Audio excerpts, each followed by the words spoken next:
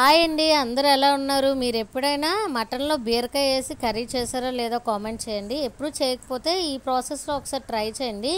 ఎక్కువ మసాలాస్ ఏమి యూజ్ చేయకుండా ప్రెషర్ కుక్కర్లో బీరకాయ మటన్ కర్రీ అయితే చేశాను ఈరోజు లంచ్లోకి. సో ఇంక మనం ప్రాసెస్లోకి అయితే వెళ్ళిపోదాము. ఫస్ట్ అయితే రోల్ తీసుకొని అందులో జీలకర్ర, అల్లం, వెల్లుల్లి, నీరుల్లిపాయ వేసుకొని అయితే బాగా దంచుకొని పక్కన ఉంచుకోవాలి.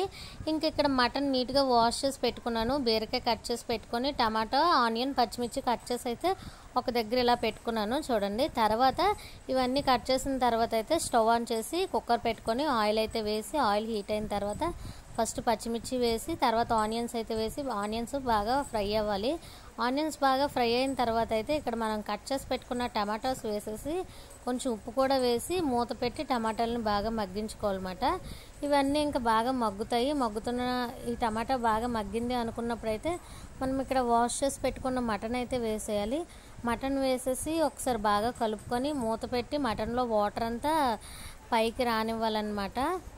ఈ మటన్ అయితే కుక్కర్లో వేసేసిన తర్వాత మూత పెడతాం కదా, ఇంకా అలాగ ఒక 15 మినిట్స్ అయితే సిమ్లో పెట్టి ఉంచితే ఇంకా మటన్లో వాటర్ అంతా బయటకు వచ్చేస్తుంది. వాటర్ అంతా బయటకు వచ్చిన తర్వాత ఇంకా మనం దంచి పెట్టుకున్న అల్లం వెల్లుల్లి పేస్ట్ ఉంది కదా, అదైతే వేసేసి బాగా కలుపుకోవాలి.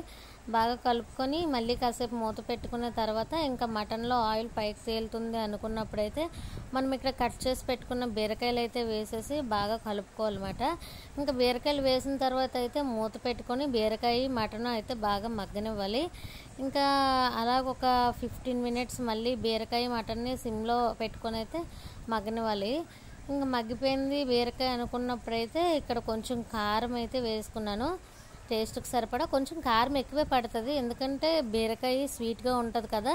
ఇంకా మనం ఎంత కారం వేసుకున్నా కొంచెం కారం అయితే ఎక్కువే పడుతుంది. సో అందుకని చెప్పి 2 స్పూన్స్ కారం అయితే వేసుకొని బాగా కలుపుకున్నాను. ఈ బీరకాయని మటను కారం బాగా కలుపుకున్న తర్వాత ఇగో చూడండి ఇలా కుక్ అయిన తర్వాత అయితే కొంచెం వాటర్ అయితే యాడ్ చేసుకొని ఆ వాటర్ కొంచెం మరుగుతున్నప్పుడు ఇంకా కుక్కర్ మూత అయితే పెట్టేసి ఒక 4 విజిల్స్ అయితే ఫస్ట్ పెట్టుకున్నాను.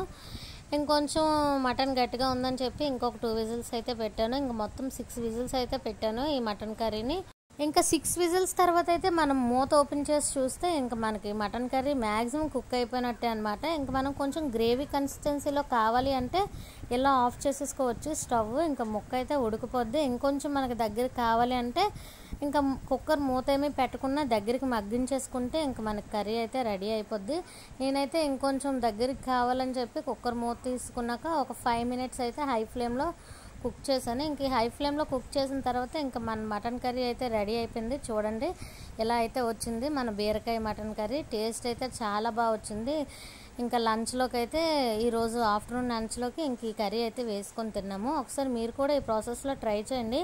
వీడియో నచ్చితే లైక్ చేసి సబ్స్క్రైబ్ చేసుకోండి.